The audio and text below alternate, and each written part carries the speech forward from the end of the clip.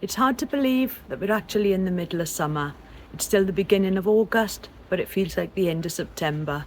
But I'm going to take you around and show you what I grow in my shady parts of the garden.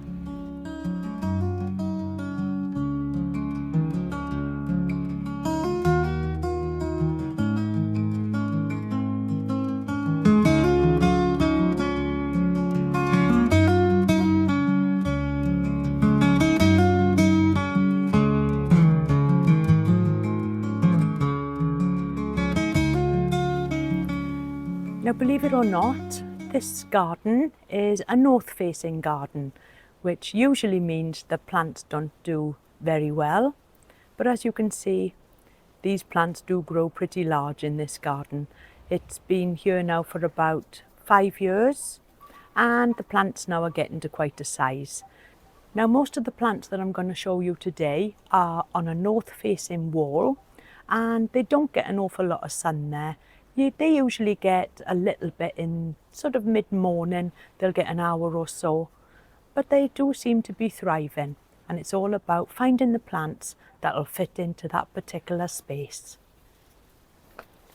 So when I come out of the house and turn right, so I come out this way, and this is the back of the garage here, which we've covered up with the bamboo screening just to give a little bit of interest, and added in some kind of trellis, and on this I've got a star jasmine, and that's doing okay. So this is what I see from the kitchen window. So the first thing that I planted was probably the Fatsia japonica.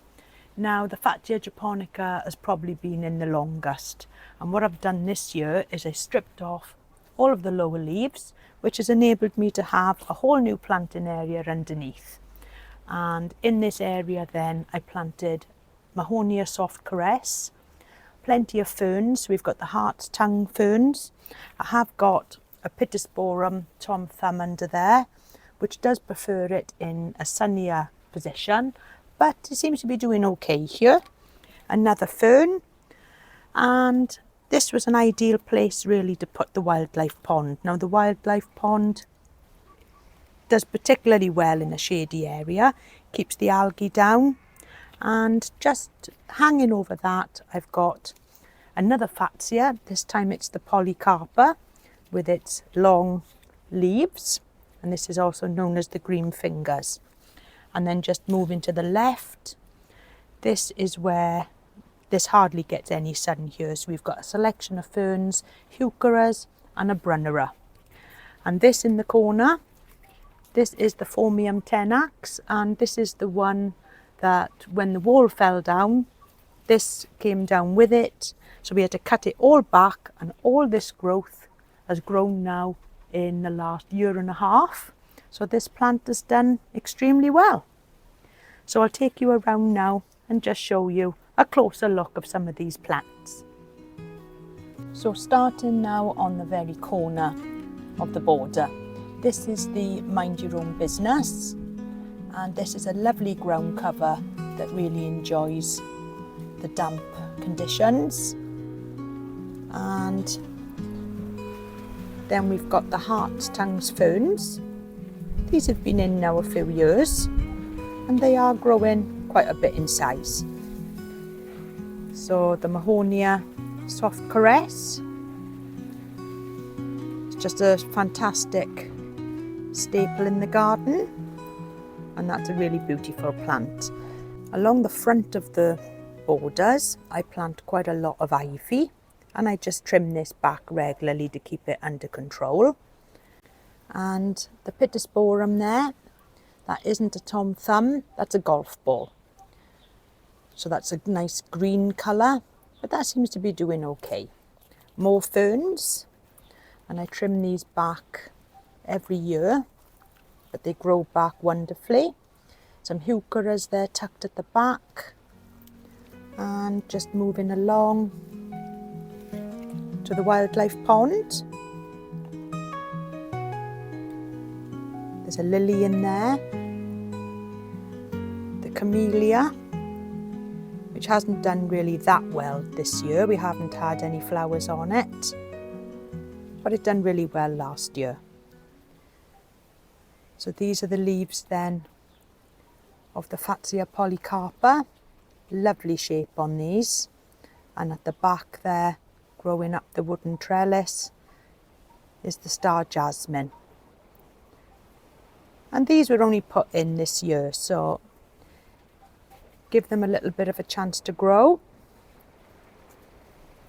Some more ferns, some heucheras at the front, and at the back there's a brunnera. Now the brunnera this year in the garden hasn't done that well. It just haven't really grown to the size that I was expecting. But nevertheless, lovely plants. So this is what I've got in this part of the garden. And just the odd begonia dotted in as well. So just in front of that, there's another garden bed. And this side gets quite a lot of sun. But over the other side of the garden bed, so I've got hostas here, heucheras. This is a beautiful fern here. This is an autumn fern. And this comes out at the beginning of the season with a lovely orangey rust foliage. And the ferns that I've got tucked under there, underneath the tree fern, they really are a wonderful fern. And such an unusual leaf on them. So some more ferns and grasses tucked underneath the Dixonia. And this Dixonia is a shade-loving plant. But this one here does get a little bit of morning sun. But it is protected from the harsh afternoon sun. And I just make sure that it's watered really well. And it seems to be doing okay. So this is it's been in about a year now, I'd say. And I bought this as a potted plant. It's a 2-foot stem. And what a wonderful addition to the garden this has been. Lovely fronds on it. And it's really doing well in the garden. And just moving along past the phormium, we've got some more ferns there tucked underneath. And that is my favourite rhododendron in the garden. But this was in a very sunny position in the garden and it wasn't doing well at all.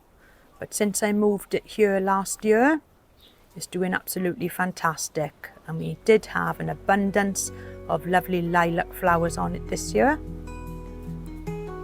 And it looked absolutely beautiful. From the kitchen window I could see it. Wonderful.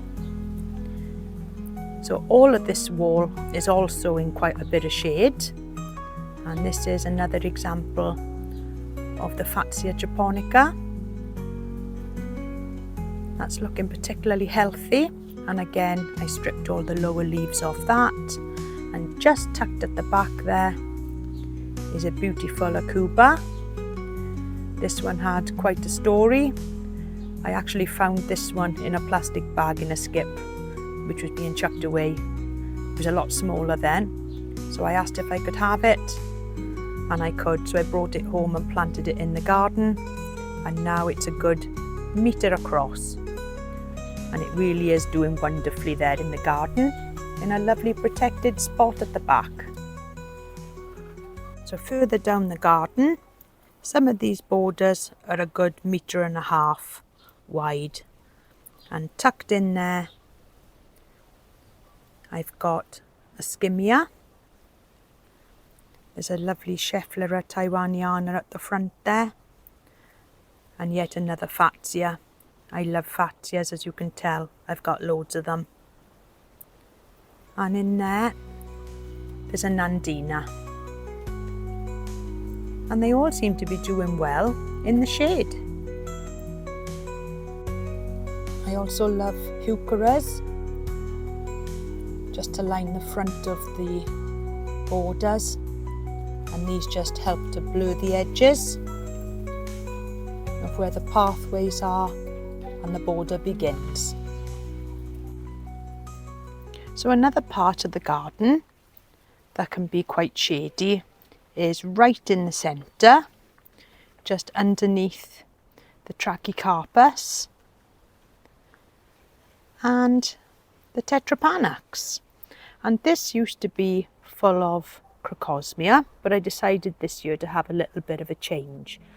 So since everything has grown up in height, that left me with quite a lot of ground in the centre, and so I planted in there a lovely akuba, another one, and these are lovely plants. They really do like the shade, and they'll grow a good 1.5 meters across and tall.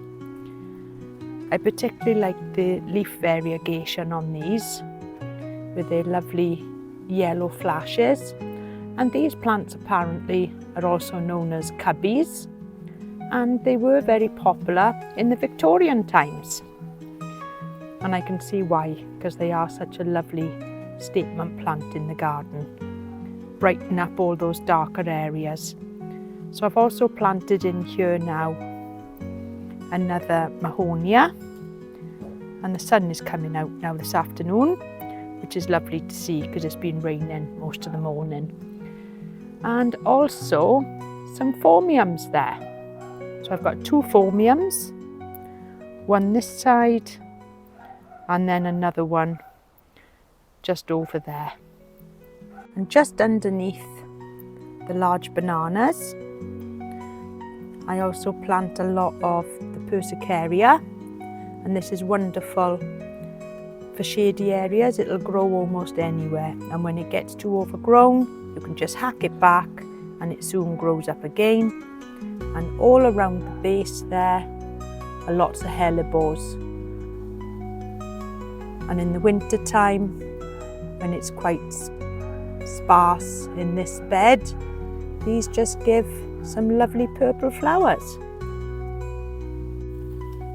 So looking at this bed now from the other direction, it's really nice to have all of this lovely growing space underneath the taller plants.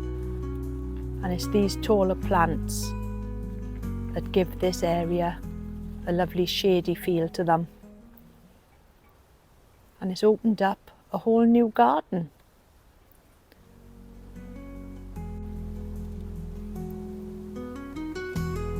And you don't really get to see a lot of these plants when I'm videoing the garden, as they're so low down. But they really give a lovely effect.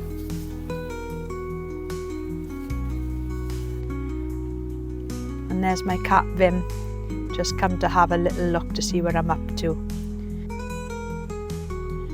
So I hope you've enjoyed looking at all the areas of the garden that you don't get to see very often, and all the shady spots that are hiding underneath the taller plants.